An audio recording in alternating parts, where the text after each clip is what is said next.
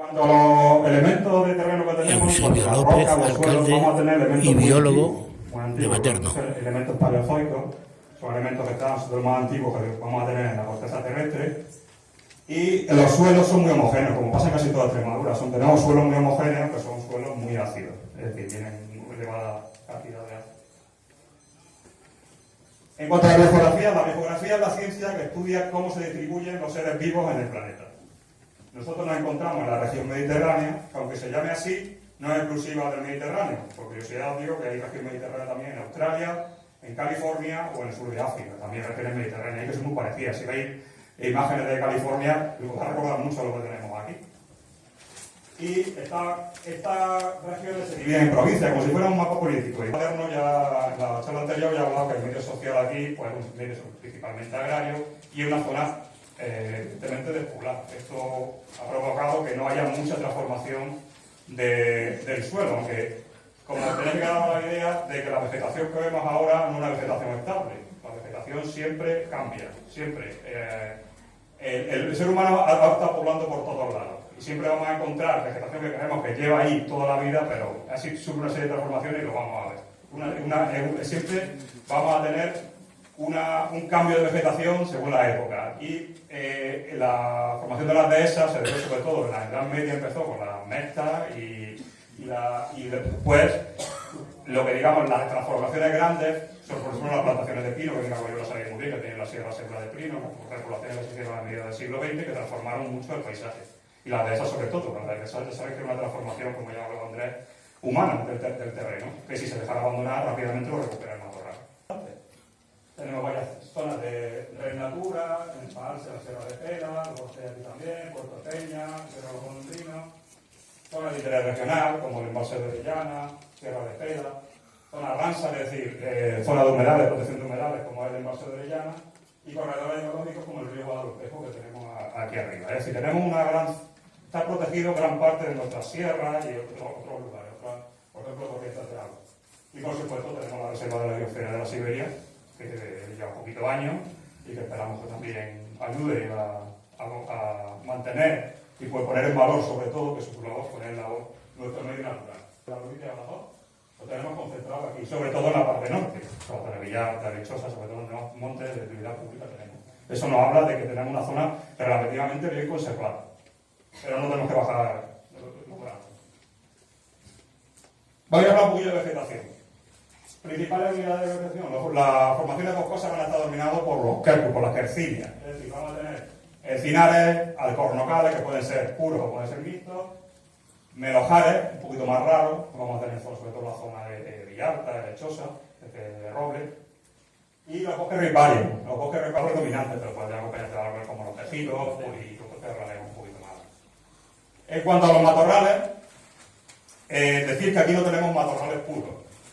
Matorrales climáticos que se llaman en flora. Son matorrales que ya están estables. Eso normalmente suelen estar los matorrales de piorno en las altas montañas, de Gredo y demás. Aquí los matorrales que tenemos se llaman cereales. ¿Qué significa eso? Que son matorrales producto de la degradación o la recuperación de un terreno. Es decir, desmontamos un encinar puro y el matorral lo ocupa. Están dominados sobre todo por nuestras dehesas. Hay pastizales de montaña no tenemos. Y vamos a tener pastizales de encinar, de alcornocal, los majarales, que ya que desaparecen el trato recórico, son para el consumo del ganado. Pastizales húmedos, algunas de esas tenemos sarcas estacionales, que dan un pastizal diferente. O los pastizales ligados al agua, como los riparios. Por ejemplo, tenemos aquí las arenitas, los juncos, y por ejemplo aquí son pastizales de encinar.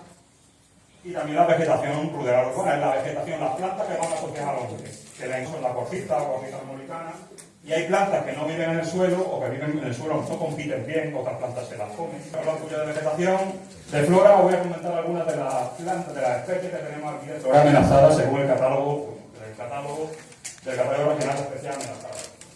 La más importante, porque siempre se le da mucha importancia, porque se cree que es una planta exclusiva de Extremadura, aunque ya desgraciadamente no es exclusiva de Extremadura, porque aparece también en las provincias de Córdoba y Ciudad Real. Esta orquídea que tenemos aquí de colores verdes claritos, que es muy rara de ver y se considera en peligro de extinción. La Serapia perechicano, y ese es el nombre que está dedicado a Perechicano, que fue un botánico muy eminente de Villanueva de la Serena.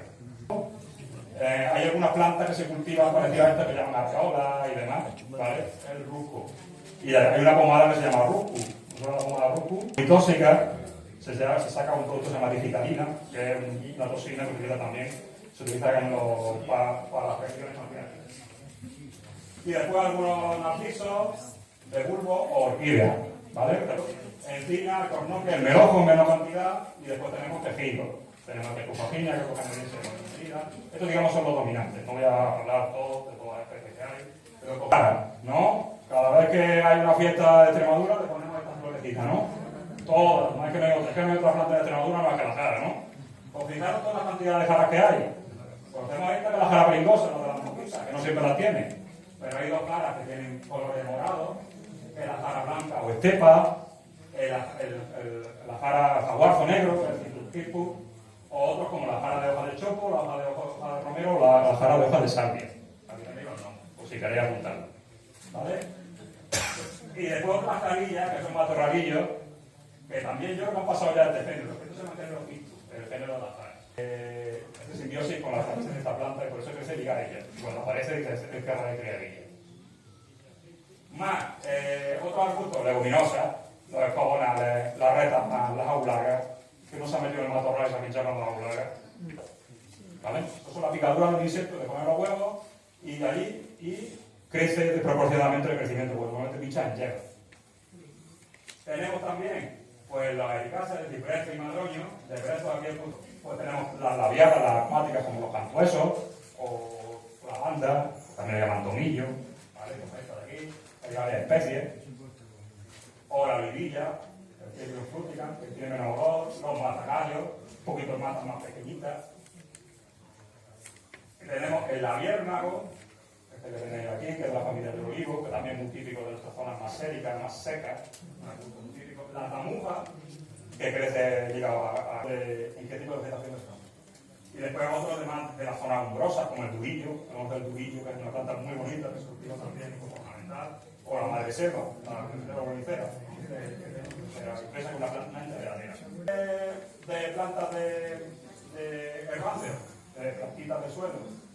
No voy a apoyar mucho. Aquí tenéis algunos elementos de grandes familias. Tenemos la familia de las compuestas, que son las margaritas, los sardos, los dientes, que son muy abundantes. La familia de las leguminosas, como los tréboles, las picias, los mius. Las monocotiledonas, como el mamón, las podes, que se enseña de esa forma. Normalmente, las flores están diseñadas así, no por gusto, sino por cómo atraen a los insectos. ¿Qué insecto viene? No viene el mismo insecto de aquí, no viene con estos colores el mismo insecto, y por ejemplo, esta que no tiene colores, ¿cómo creéis que se reproduce? Esta que no tiene colores. Aquí van insectos, esto es el aire, por eso no tiene colores. Las plantas que se expolidan por el aire, por el viento, no necesitan colores. Las plantas van a gastar energía en crear colores.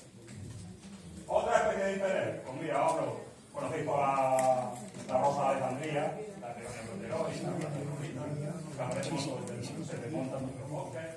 Esta que tenéis aquí, que ya tenía mi polla, o de la Comayuela os implica bastante, esto es de mi proyecto, ¿vale? No quiero meter mucho más de poner. Y ahora mismo tenemos en marcha un proyecto del plan complementario del Ministerio, llamado así, Diversidad Florística en Gradiente de Perturbación y Fragilidad Ambiental, el caso de las turberas de Transparencia de Extremadura. ¿Qué hacemos en este proyecto? Pues estudiamos las turberas de Extremadura. ¿Cómo las estudiamos? Estudiamos su vegetación, estudiamos cómo varía el nivel de agua dentro de la turbera. Ahora explico cómo es turbera. Polinizaciones, qué insectos acuden, qué plantas hay.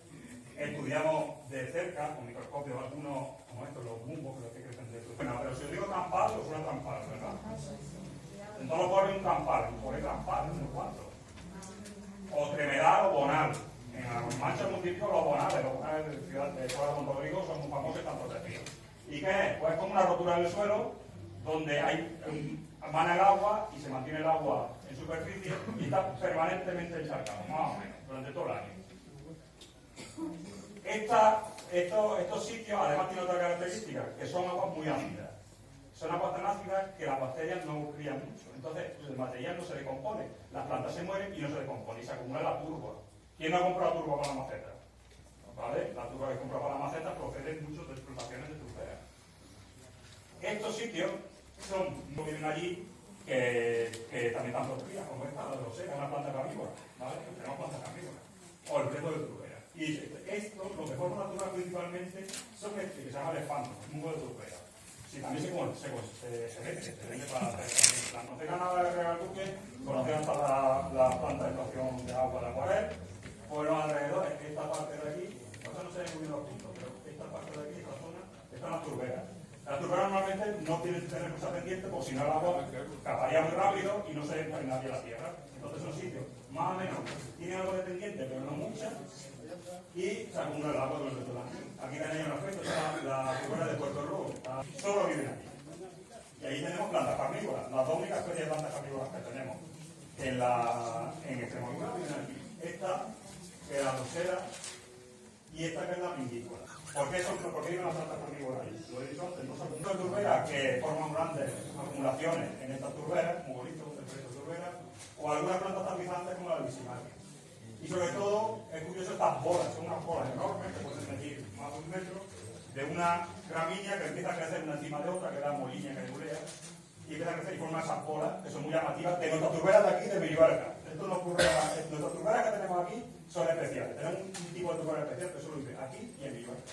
Y en los montes de la amenaza humana. Son sitios de manantial, se extrae agua. Entonces, es muy típico que en estos sitios haya estaciones de agua. Como por ejemplo tenemos aquí la turbera Sotoborgo. ¿Qué pasa eso? Traemos agua, la turbera va muriendo, no tiene aporte de agua, estas plantas no verás, lo sufren, porque son dos composiciones de agua y los animales van allá al resto. Y otra amenaza que tiene es el cambio climático que nos está haciendo ahora. Muy bueno, sí señor. Sí señor.